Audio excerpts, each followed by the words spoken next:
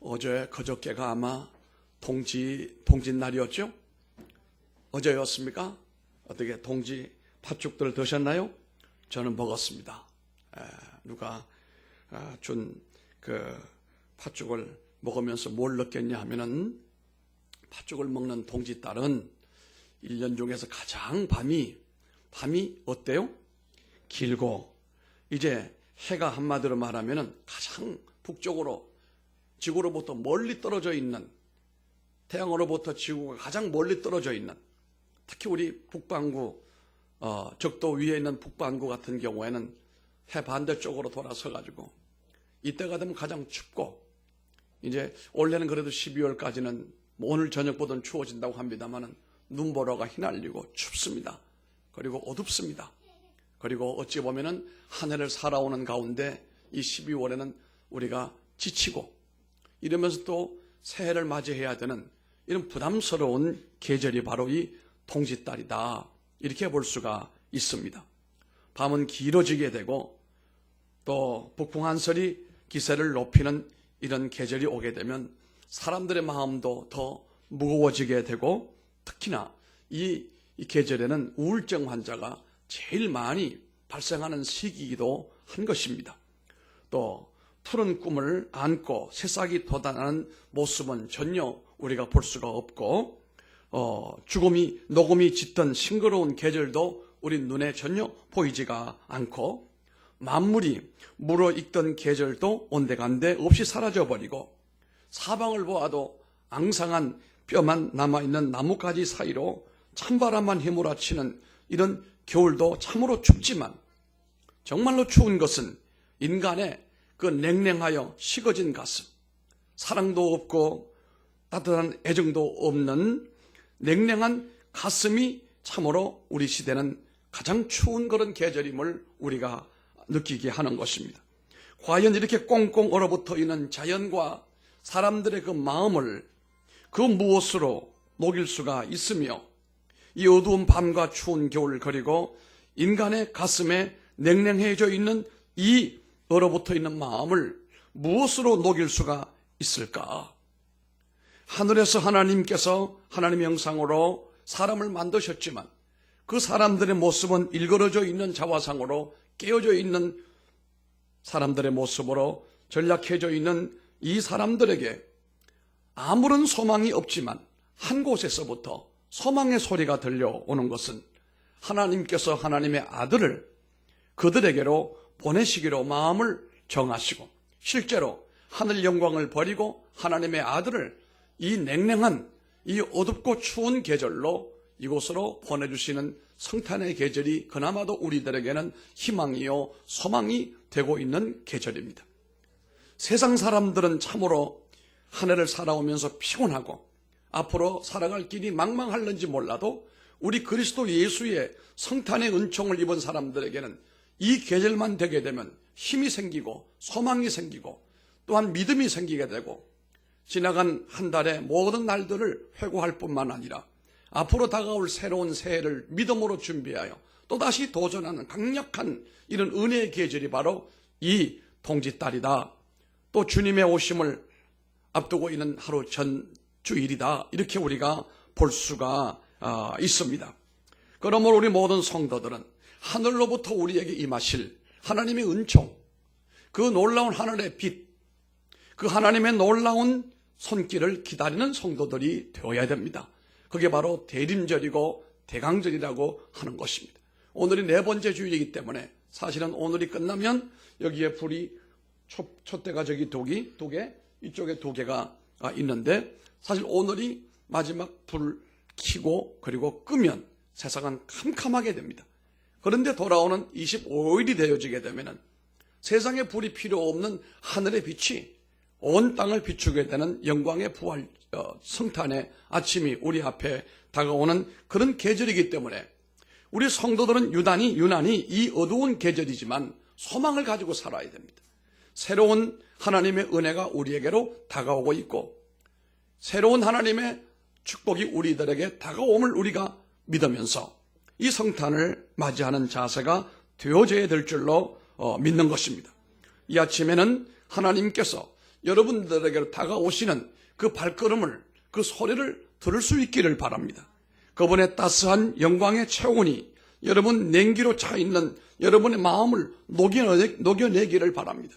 무엇 때문에 비틀려 있는지는 모르지만 꼬이고 병들어 있는 우리 심령을 그 빛으로 말미암아 펼 수 있는 은혜가 되기를 바랍니다. 우리는 나를 향하여 오시는 그 하나님의 은혜를 애써서 거부하거나 애써서 이것을 인정하지 아니하려고 하는 것은 불신앙입니다. 아무리 분주하고 아무리 바빠도 성탄절이 다가올 때는 우리 성도들은 마음의 문을 열고 주님을 내 마음으로 모시고 주님을 마구간에다 버리지 말고 길거리에 버리지 말고 그 주님을 우리 마음으로 우리 가정으로 우리 교회로 모시는 이런 은혜가 있기를 바랍니다. 여기에 실수하게 되면 1년 내내 우리 마음은 비어있는 마음이 되고 우리에게 위로가 없을 것이고 우리에게 소망이 없을 줄로 믿습니다. 그러므로 그런 실수를 저지르지 말고 내 마음에, 내 가정에, 우리 교회에 온전히 주님을 모셔서 그 주님이 우리들에게 기쁨이 되기를 바라고 축복이 되기를 바랍니다. 하나님이 육신을 입은 사람이 되시는 것은 말로 할 수 없는 신비한 하나님의 역사인 것이고 하나님만이 하실 수 있는 일입니다. 오늘 우리 학생부하고 공부하면서 그랬어요. 예수님의 탄생이나 예수님의 부활은 전혀 과학적이지 않다. 현대인들은 너무도 과학에 물들어 있는 나머지 철학이나 신학에 대하여 마음이 좁아진 것이 사실이다. 그러나 우리가 개발해야 될 것은 과학적인 그런 안목도 개발해야 되겠지만 그러나 비과학적인 이런 철학적이며 신학적인 신비한 하나님의 은혜가 우리에게 개발되어져야 된다. 이런 얘기를 하면서 우리가 은혜를 나눈 적이 있습니다마는 여러분, 이제 하나님께서 육신을 입은 사람이 되시고 나 같은 사람의 모든 허물과 죄를 고쳐주시기 위하여 이 땅으로 오시는 그 주님을 우리가 또다시 환영하고 축하하고 찬송하고 예배하는 것은 마땅한 일이 아니겠습니까? 우리가 만약에 그것을 거부하거나 거기에 대하여 시큰둥하거나 거기에 대해 마음을 닫아버리게 되면 누가 주님의 오심을 환영하고 그 주님을 축하하겠느냐 이 말입니다. 이제 여러분이 마음의 문을 여시길 바랍니다. 마음의 문을 꽁꽁 닫아놓고 있는 마음의 문을 열라 이거예요. 그리고 주님을 내 마음에 모시면 내 삶의 새로운 출발이 이루어지게 되고 하나님의 새로운 은혜가 시작이 된다는 사실도 명심하기를 바랍니다. 우리 주님께서 우리에게 오심으로써 육신은 썩어지는 그 육신, 우리 죄악으로 말미암아 말할 수 없는 곤고한 우리의 처지를 주님께서 신비한 모습으로 바꾸어 나가시는 그 놀라운 은혜를 오늘 우리가 함께 경험하기를 원합니다. 하나님의 영광을 우리에게 보이시려고 성탄의 역사가 이루어진 겁니다. 하나님이 사람이 되신 이 성탄 신비한 사건은 하나님의 영광을 온 백성들에게 보여주시려고 이와 같은 일을 행하신 거예요. 하나님이 사람 되심으로 우리 가운데 나타나시게 하는 이런 신비함은 우리 모두가 하나님의 영광을 보게 하시려고 하신 겁니다. 이스라엘이 광야를 지날 때 여러분이 잘 아시는 것처럼 하나님께서 회막을 만들게 하시고 하나님이 친히 디자인을 하시고 그 회막을 만드시게 하시고 그 안에 우리가 잘 아는 것처럼 지성소를 특별히 만드시고 그 지성소 안에 언약궤를 놓았습니다. 그 언약궤 위에는 양쪽에 이 스랍, 천사가 두 그룹의 날개를 피고 있는데 천사 둘이 마주보고 있는 그 사이에 하나님은 임재하신다. 하나님의 영광 쉐키나가 그 양 천사가 앉아있는 그 위에 머물고 계신다. 실제적으로 머물렀다는 얘기 아니겠습니까? 그와 같은 영광을 하나님께서 이 땅에 주시려고 그 언약궤 위에 놓여있던 하나님의 영광, 유대인들만을 위한, 그래서 그들에게 구름기둥 불기둥으로 인도하시고 만나와 메추라기를 주시고 그들에게 전진하게 만들고 하나님의 영광을 보게 하셨던 그 영광을 이제는 우리 모든 믿는 사람들, 하나님의 택한 사람들에게 보여주시려고 그 언약궤 위에 있던 쉐키나가 예수 그리스도를 통하여 이 온 땅에 이 5대양 6대주 그 어느 곳에든지 하나님의 영광이 임하게 하시려고 하시는 하나님의 아이디어가 바로 성탄절입니다. 그와 같은 영광을 이 땅에 주시려고 하나님께서 친히 사람이 되시고 이 땅에 오신 날이 바로 성탄절입니다. 영광에 비친 쉐키나가 있으므로 어두움은 사라지게 되고 악한 것은 멀어지게 되고 그 하나님의 쉐키나로 인하여 이 땅에 죄악과 악한 세력은 점점 물러가게 되고 그 영광이 이 땅에 비추니까 이 마음마저도 우리의 심령 속에도 변화가 일어나게 되고 죄와 사망에 묶여있던 내가 거기서 벗어나게 되어지게 되고 마귀에게 종살이하던 삶을 우리가 청산하게 되고 주님께로 돌아와 하나님의 영광을 체험을 하고 은혜로 살아가는 우리 성도들의 모습을 이렇게 만들어 주시려고 우리 주님께서 이 땅에 오신 겁니다. 하나님의 영광이 비추어지기 전에는 우리 모두가 죄와 사망과 저주 안에 노여 고통당하고 죽음으로 향하여 갔던 우리들이었습니다. 스불론과 납달리 땅은 사실 지역적으로 아주 어두운 곳이고 외진 곳이고 전쟁이 일어날 때마다 원수와 오랜 개들이 짓밟던 그런 땅이었습니다. 이 지역은 오래전부터 아주 어두움의 세력이 가득 차 있던 그런 자리였습니다. 그래서 그런지 마귀들도 귀신들도 어느 지역보다도 많이 역사하는 지역이 바로 스불론 납달리였습니다. 그러므로 인하여 그곳의 사람들은 다른 지역에 비하여 아주 가난하게 살았어요. 외침에 늘 짓밟히며 살았습니다. 그러므로 그곳에 있는 사람들은 세상에 있는 사람들 가운데 가장 소망이 없는 사람들이 살았습니다. 그런데 예수님께서 이 스불론 납달리 지역이 예수님 당시에는 그게 바로 갈릴리 지역이에요. 이 갈릴리 이 지역에서 주님이 복음을 처음 시작한 이유가 무엇입니까? 마태복음 4장 13절로 16절의 말씀을 보게 되면 나사렛을 떠나 스불론과 납달리 지경 해변에 있는 가버나움에 가서 사시니 이는 선지자 이사야로 하신 말씀을 이루려 하심이라. 일러스되 스불론 땅과 납달리 땅과 요단 저편 해변 길과 이방의 갈릴리여 흑암에 앉은 백성이 큰 빛을 보았고 사망의 땅과 그늘에 앉은 자들에게 빛이 비치었도다 하였느니라. 아멘. 하나님께서 이처럼 광야에 있던 이스라엘을 불과 구름 기둥으로 인도하셨던 것처럼 우리 주님께서 이 어두움에 있는 사람들을 빛으로 비추어 그들에게 어두움을 물리치고 그들에게 구원과 영생을 허락하셨던 것처럼 오늘 주님께서 우리 가운데 오심으로 인하여 우리는 길을 잃고 방황하던 사람들이 방황을 거치게 되고 모두 어두움에서 빛 가운데로 이끌려 나오게 하시고 마침내 이 땅에서도 복을 받을 뿐만 아니라 천국으로 이끄심을 받고 인도함을 받게 되는 줄 믿습니다.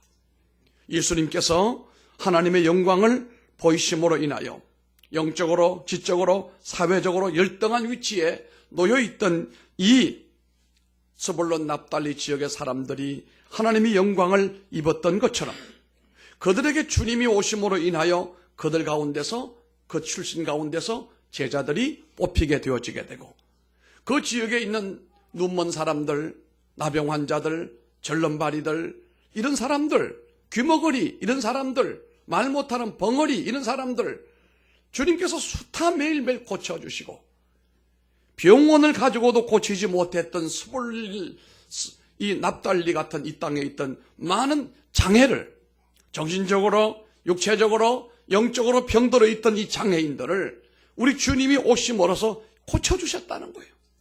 그 어둠을 몰아내고 그곳에 환한 빛을 비추어 주셨다 이 말이에요. 그 빛을 이 땅에 온 땅에 비추어 주시는 영광이 바로 성탄절이다 이런 말씀입니다.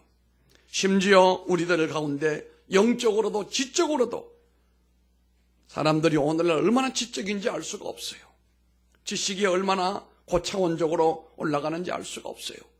그런 엄청난 지식을 가지고 있는 가운데 있을지라도 그 엄청난 지식 가운데 하나님의 쉐키나 영광이 없다고 한다면 그 지식 때문에 사람은 고통을 당하고 그 지식에 눌려서 죽음을 당할 수도 있다는 얘기. 아는 것이 병이요. 많이 배운 게 병이요. 차라리 그런 거 없이 우리가 좀 무지할는지 몰라도 하나님의 은혜 받고 천국을 누리고 사는 것이 100번 나은 거 아니겠습니까? 오늘날 왜 이렇게 정신병자들이 많아나요? 왜 이렇게 정신병원을 지어도 사람들이 줄을 서고 있습니까? 다른 거 없습니다. 너무 많이 알아서 그런 거예요. 너무 많이 배워서 오는 문제예요. 적게 배워야 됩니다. 적게 알아야 됩니다. 반면에 하나님의 은혜로 심령이 부유한 자가 돼요. 우리가 사람을 사귀어 보십시오. 여러분 친구들이나 주변 사람들을 한번 경험해 보십시오. 좋은 대학 나와가지고 많이 알아가지고 학위를 가지고 있는 사람들하고 사귀가 좋던가요? 아니면 그거 없어도 마음이 편하고 사람이 순수하고 사람이 악이 없는 사람하고 사귀가 좋던가요? 오늘날 우리나라의 문제는 많이 배운 사람들이 문제예요. 많이 가진 사람들이 문제예요. 차라리 적게 배운 사람들, 적게 가진 사람들 때문에 사회가 문제가 생기는 게 아니다 이 말씀이에요. 문제는 우리 주님께서 오셔야 그 지적인 부분에도 하나님의 영광이 들어가야 그 사람의 지식이 사람들을 괴롭히고 사회를 힘들게 하지 아니하고 많은 사람들을 유익해 만들고 자기도 행복하게 살아갈 수 있게끔 만들어주고 지식만 그런가요? 몸도 마찬가지고 그의 사회적인 모든 영역도 마찬가지입니다.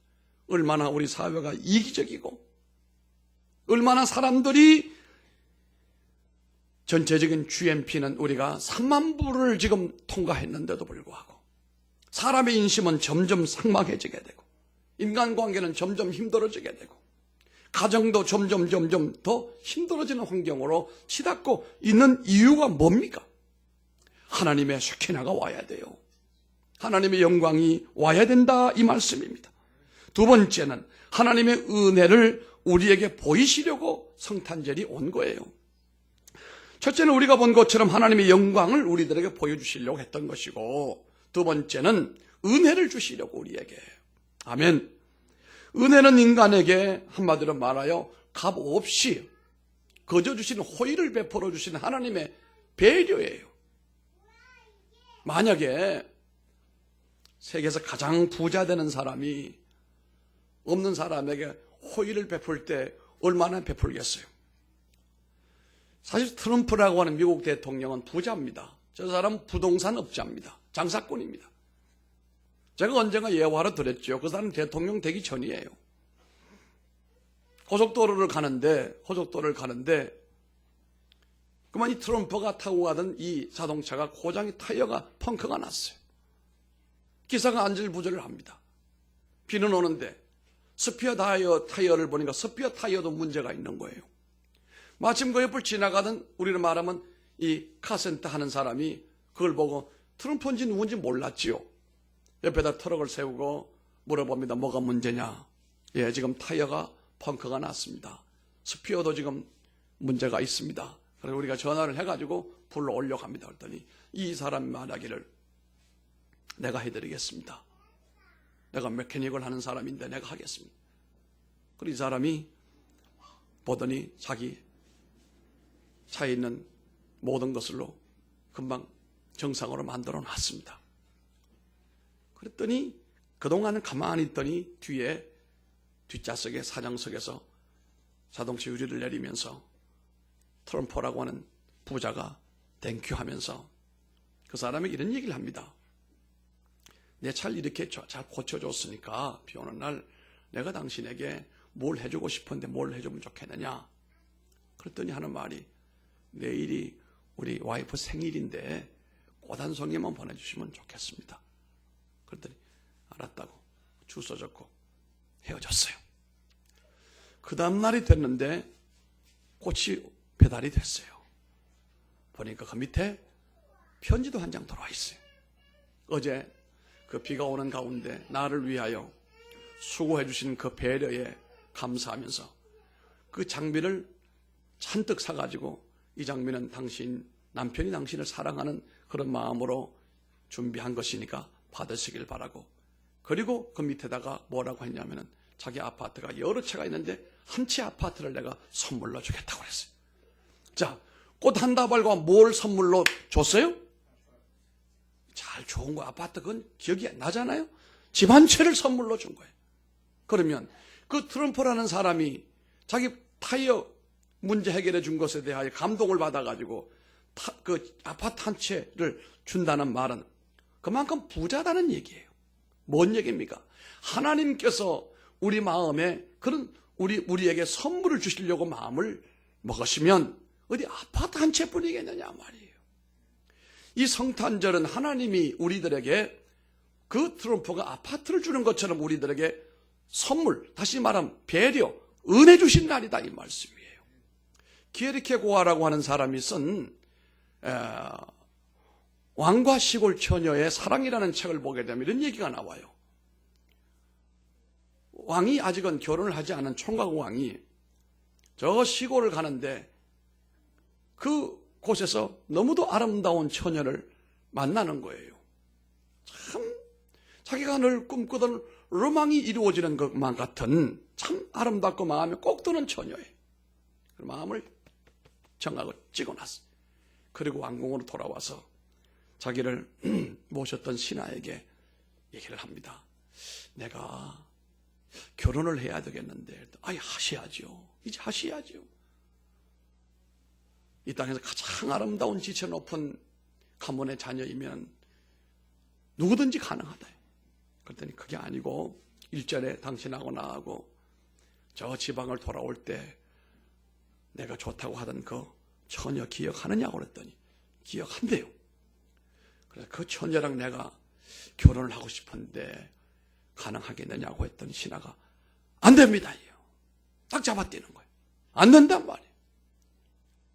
그 안 되는 이유가 뭐냐고 그랬더니 왕은 우리나라에서 가장 지체가 높은 분이신데 그 처녀는 시골에서 농사 짓는 평민이기 때문에 안 됩니다.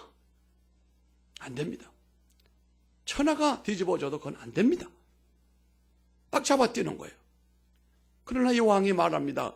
나는 그 처녀가 좋은데, 나는 저 처녀랑 결혼하고 싶은데 어떻게 하면 좋으냐? 아닙니다. 방법이 없습니다. 왕께서는 지체가 높은 가문의 자녀하고 얼마든지 결혼하셔야 됩니다. 그 왕이 뭐라고 그럽니까? 아니요. 나는 그 처녀와 살 거예요. 내가 그 처녀가 신분이 그렇다고 한다면 내가 왕위를 내려놓고 평민으로 내가 돌아가면 그 아름다운 아가씨랑 살 수 있는 것 아니요 하면서 이 왕이 왕직을 내려놓고 평민으로 돌아가 그 시골 처녀를 만나 결혼하는 그런 아름다운 낭만적인 스토리가 나와요. 그게 바로 뭔지 알아요? 그게 바로 예수님의 이 땅의 탄생이라는 거예요. 이 땅에 주님이 무엇하러 오시겠어요? 뭔 영광이 있다고 이 땅에 오시겠어요? 이 땅에 와서 하실 일이 뭡니까? 멸시와 천대 받으시고 고통당하시고 결국은 십자가에 매달려 죽으시고 이런 험한 일을 왜 하러 주님이 오시냐? 오신 이유가 하나밖에 없어요. 그러므로 인하여 주님이 우리를 너무도 사랑하시고 우리 한 사람 한 사람을 건져내어 우리를 신부 만들어 주시려고 그럼에도 불구하고 주님이 모든 것을 온몸으로 감당을 하시고 이 낮고 천한 곳으로 오신 그날이 바로 성탄절이요 그분의 영광이 바로 은혜다 이 말씀이에요. 스코빌드 성경을 보니까 은혜는 사람을 향한 구주 하나님의 친절과 사랑이다라고 표현을 합니다. 로마서 5장 8절에 보니까 우리가 아직 죄인 되었을 때 그리스도께서 우리를 위하여 죽으심으로 우리에 대한 자기의 사랑을 확정하셨느니라 그렇게 말씀을 했습니다. 이게 바로 은혜다 이 말이에요. 하나님의 은혜의 핵심은 하나님을 배반한 진노의 자녀들에게 하나님의 아들로 바꾸어 놓게 하시는 이 놀라운 역사입니다. 지금도 그와 같은 은혜의 문을 열어놓고 사모하는 자들에게 지금도 은혜를 주고 계십니다. 여러분 잘 아시는 존 루턴이라고 하는 이 목사님은 어릴 때에 믿음의 가정에 자라서 그런 대로 잘 자라났습니다. 그런데 나이가 6살 될 때 양부모가 다 세상을 떠나버리고 이 아이는 천하의 고도에 고아가 된 거예요. 그래서 할 수 없이 가장 가까운 친척에게 이 아이가 맡겨졌습니다. 저 에어컨을, 히터를 좀 끄든지 낮추든지 해주세요. 6살의 부모도 없이 고아가 돼가지고 친척집으로 맡겨졌는데, 문제는 그 친척집은 전혀 예수를 믿지 않는 집이에요. 예수를 믿지 않을 뿐만 아니라 얼마나 이 집은 세상적인지, 이 뉴턴이 교회를 간다든지 신앙적인 생활을 한다든지 일절 못하게 했습니다. 그리고 아주 엄한 세상 교육으로 이 아이를 교육을 시키려고 하니까 이 집에서 뉴턴이 더 이상 살기가 어려워졌습니다. 기독교인이라고 조롱을 받으면서 욕을 먹고 살다가 끝내는 이런 조건에서 내가 살 수가 없다. 조금 나이가 들어서 그 집에서 나와서 있다가 영국 해군에 입대를 하게 됩니다. 영국 해군에 가보니까 해군은 더 거기가 보통 사람이 살 데가 아니에요. 얼마나 거칠고 얼마나 죄악이 많은지 알 수가 없었습니다. 급기야 그는 해군에서도 도망을 나와가지고 저 아프리카의 가장 나쁜 지역으로 들어갔습니다. 그리고 그곳에서 내가 마음껏 내가 한번 살아보자. 누구의 매임도 없이 내 마음대로 한번 살아보자. 이 아프리카에서 뉴턴은 포르투갈 노예상에게 빠져들어가서 마침내 노예를 잡아다가 팔아먹는 노예 중개업자가 되고 말았습니다. 죄가 싫어하던 사람이 이제는 죄를 짓는 사람이 됐습니다. 하루는 영국에 돌아와 그날도 술에 취하여 비틀거리고 이 한겨울에 집으로 돌아가는데 길가에 불이 환하게 켜져 있는 집이 하나 있었습니다. 많은 사람들이 웅성거리고 모여들고 있는 그런 곳이 있어서 뭐 하는가 싶어서 자기는 술 기운에 그곳에 들어가는데 사실은 거기가 교회였고 거기가 부흥의 종이었습니다. 지난 주간에 주일 밤부터 수요일 밤까지 제가 저 경북 영양의 영양서보교회의 부흥회로 갔다 왔습니다. 거기는 제가 재작년에도 다녀왔고 작년에도 사실은 앵콜 초청을 받았지만 제가 거절했습니다. 작년에 갔다 왔는데 내가 무슨 대단한 부흥사도 아니고 또 가겠느냐. 그랬더니 거기 담임 목사님이 목사님 다나가시고 난 다음에 우리 교회가 너무 좋아가지고 원하는데 안 되겠느냐고. 나는 못 갑니다. 그 교회 바로 한 10리 떨어진 곳이 사실은 우리 아버님이 탄생한 그 마을이에요. 오리 교회라고 거기 한 70가정이 있는데 아버님이 그 예배당 바로 밑에 집에서 태어나가지고 3살까지는 그 마당을 기어다니고 놀았다고 그러시더라고요. 아버지 살아계실 때 내가 아버지를 모시고 그 교회를 한번 가서 거기서 우리 기도하고 온 적이 있는데 이번에는 그 지역에 있는 시찰교회가 12교회인데 12교회가 한 몸이 돼서 새벽과 낮과 저녁에 꽉꽉 메어서 앉을 자리가 없어서 이 임시 의자, 익스펜스 체어 의자를 갖다가 놓아가지고 예배를 드릴 정도로 아주 인산인해가 됐어요. 그 교회는 영양에서는 제일 큰 교회입니다. 그래 모인 사람들과 함께 말씀을 나누고 은혜를 나누고 저도 참 좋았고 그분들에게도 참 좋아했습니다. 아직도 시골 인심이 살아 있었습니다. 어떤 사람들은 사과도 갖다 주고 어떤 사람은 뭣도 갖다 주고 어떤 사람은 뭣도 갖다 주는 돈은 안 갖다 주었어요. 그래서 대접을 잘 받고 그리고 돌아왔습니다. 돌아왔어도 돌이켜보면 참 마음에 감동이 오는 그런 집회였다 이렇게 생각이 되어지는데 온 동네 지역 사람들이 그 시찰분들이 다 모이니까 얼마나 풍성한 성회가 됐는지 몰라요. 이날 뉴턴이 불이 환하게 켜져 있고 사람들이 웅성거리고 있는 그곳이 바로 부흥의 자리였어요. 그리고 술 기운에 앉았습니다. 앉았는데 목사님의 말씀이 전해져 오는데 술 취한 사람이라도 하나님의 은혜는 그를 건너뛰지 않는다는 사실이. 앉아서 그 말씀을 듣는 가운데 눈에서 눈물이 나고 회개가 터지는 거예요. 내가 어릴 때 6살 이전에 내가 신앙생활하고 아버지 어머니랑 교회 다니고 한 것 그 이후로는 다 아무런 하나님과 상관없이 지내다가 방탕하다가 노예 중개상이 돼가지고 사람들이 여러분 생각해 보세요. 저 아프리카 밀림에가 사람을 잡아다가 그 사람을 배에 태워서 포르투갈 배에다 태워서 저 유럽으로 저 아메리카로 보내는 그 일이 얼마나 못된 일이고 얼마나 악한 일이고 비인간적인 행위입니까 이게. 사실 우리는 몰랐지만요, 그 노예상들이 그 노예를 잡아다가 배에 실어서 끌고 데리고 가는데요, 미국으로 미국의 남쪽으로 데리고 가는 동안에 3분의 1은 죽어요. 얼마나 그 사람들을 꽁꽁 묶어가지고 잠을 재울 때는 2층, 3층으로 막 잠을 재우고, 도무지 그 배 안에서는 살 수가 없는 여건에다가 막 사람을 때려 실어다 가다 죽으면 죽은 대로 처리해버리고, 이렇게 포악한 짓을 했다 이거예요. 그런 일에 나섰으니 인성이 마비가 되고 신앙도 다 마비가 된 그런 처절한 심령 아니겠습니까? 그런 병들어 있고 완악한 심령이 하나님 앞에 뒤에 술기운에 앉아 있었는데, 그 마음을 하나님께서 어루만지고 감동을 주고 변화시키는 거예요. 눈물이 폭포를 이루었다고 그랬습니다. 거기서 회심하는 사건이 벌어져요. 여러분, 교회를 다닌다고 되는 게 아닙니다. 언젠가는 주님과 정면에 맞이하여 그 주님 앞에서 나는 죽고 예수님을 나의 주인으로 모시는 이런 본 어게인이 이루어져야 됩니다. 구원파가 뭡니까? 유병헌 구원파가 이 나라를 이렇게 만든 장본인이 아니었습니까? 그 유병헌의 그 장인이 본래 이 구원파의 주인이잖아요. 근데 우리 고향 바로 옆에 교회의 사람이에요.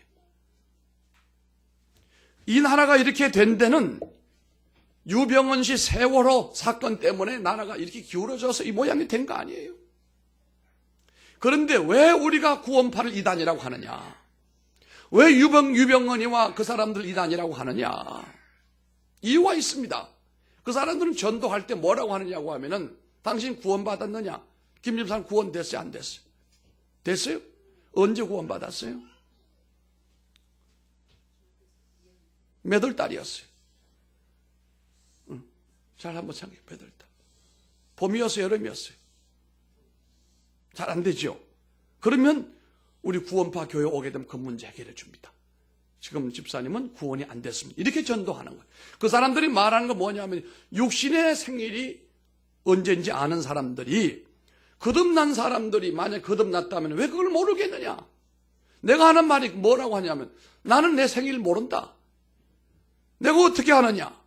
우리 어머니, 우리 아버지가 네 생일이 언제라고 하니까 내가 막 아는 거지. 내가 어떻게 알아요? 우리 구원된 날, 거듭난 날을 우리가 어떻게 알아요?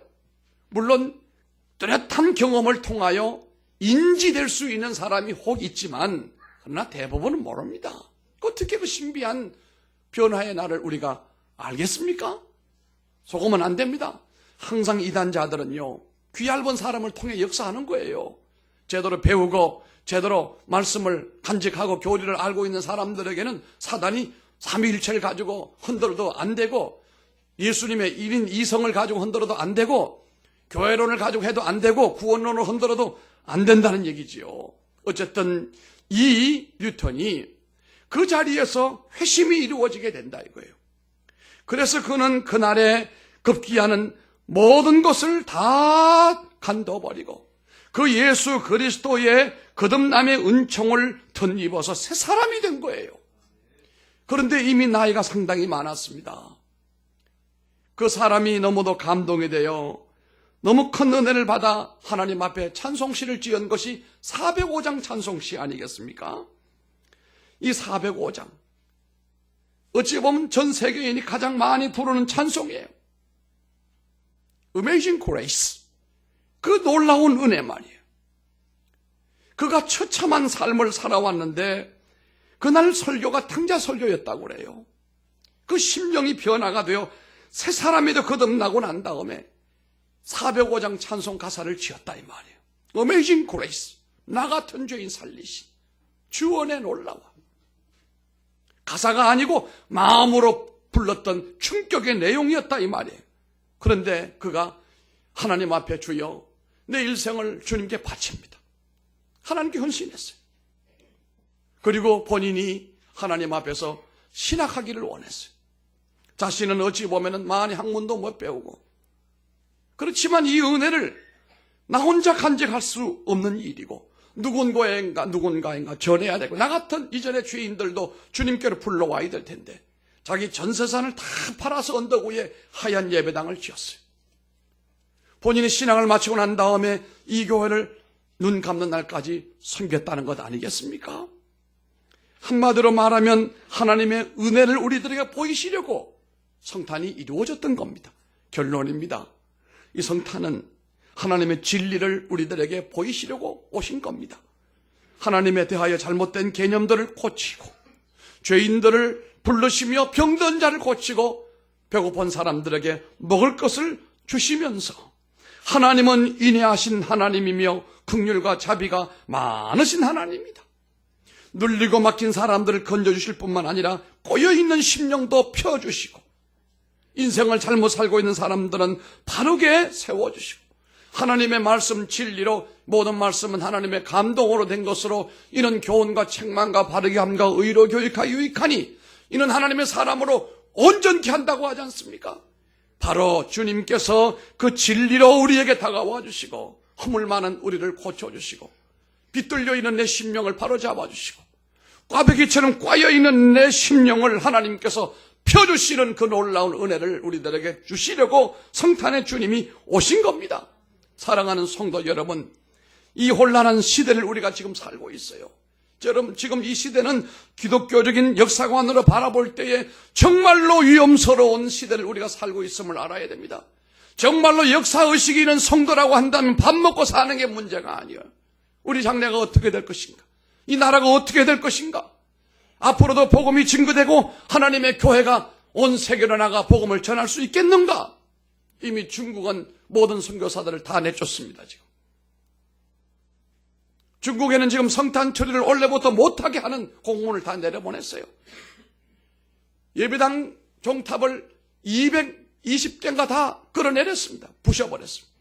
우리교회 선교사들 필요 없으니 다 나가라고 그랬습니다.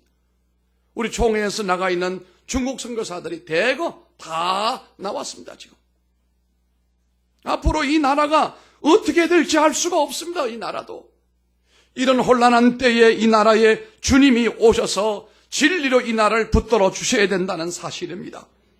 이 혼란한 시대에 이 세상 소리에 귀를 열어놓지 말기를 바라고 주님의 은총을 입고 주님의 옷자락으로 내 심령을 덮어 내 병든 영혼 고치고 내 심령을 하나님 앞에 부유한 사람을 만들고 이 나라 이 민족을 하나님 앞에 세울 수 있는 성도가 되기를 바랍니다.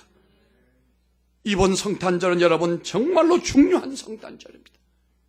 여러분 개인이 하나님 앞에 바로 서시고 은혜 입기를 바랍니다. 여러분 가정이 하나님 앞에 바로 서고 하나님의 복을 받기를 바랍니다. 귀가 인도되는 역사가 일어나기를 바랍니다. 다음 주에는 온 가족이 다 주 앞에 나와 주 앞에 주의 은혜를 입기를 바랍니다. 이 교회가 주님을 모시고 다시 원점으로 돌아가야 됩니다. 제가 오늘 아침에 새벽에 2시에 일어나서 긴 글 하나 썼습니다. 오늘 만몬주의가, 성공주의가, 부흥주의가, 대형교회주의가 오늘날 이 모양을 만들었다. 오늘 명성교회든 사랑의 교회든 그 큰 교회들은 오늘 우리 한국교회, 우리 성도들에게 무엇을 남겼느냐? 왜 파사데나의 부흥이 아직도 길을 쓰고 있느냐? 부흥신학, 내 교회만 잘되고 수만 사람 모아 교회 하려고 하는 이 잘못된 생각을 버리고 예수님 다시 맞이하고 본심으로 돌아가야 된다. 왜 우리가 성탄 이 가톨릭으로부터 멸시와 천대를 받으면서 우리가 쫓겨나서 이 프로테스탄트가 됐느냐? 우리는 호화스러운 교회를 버려야 됩니다. 낭만적인 신앙생활을 버려야 됩니다. 다시 광야로 돌아가서 우리가 금식하며 울고 애통하며 하나님의 은혜 받고 성령 받아서 우리가 10사람이 모이든 100사람이 모이든 전부 다이너마이트 같은 성도가 돼야지. 10,000명 모이고 30,000명 모이는 그런 곳에 앉아가지고 무슨 놈의 교회냐 그게. 그 교회 아니다 내가 볼 때는. 그러니까 이런 문제를 만들어내는 거 아니겠어요?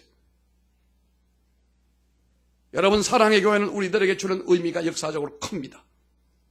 개신교는 프로테스탄트는 그렇게 크면 안 됩니다. 프로테스탄트는 초막에 머물러야 됩니다. 광야에 머물러야 됩니다. 힘들고 어려운 곳에 있을 때 프로테스탄트는 꽃을 피우게 되고 하나님의 영광으로 승리하게 되는 법인 겁니다. 너무 화로운 궁전에 있다 보니까 생명을 잃어버리고 사명을 잃어버리고 프라이드 하나 가지고 큰 교회 안에 내가 교회 다닌다. 여러분 이게 오늘 한국 교회를 이 모양을 만든 거예요. 그러므로 다시 한국교회는 이번 성탄절에 겸손해야 됩니다. 다시 우리가 동방박사의 정신으로 돌아가야 된다 이 말이에요. 다시 기도하고 다시 은혜 받고 다시 능력 받아서 사명을 이 땅에 실현할 수 있는 뜻깊은 성탄절이 우리 교회 안에 이루어지게 되기를 주님 이름으로 축원합니다. 존귀하신 아버지 하나님,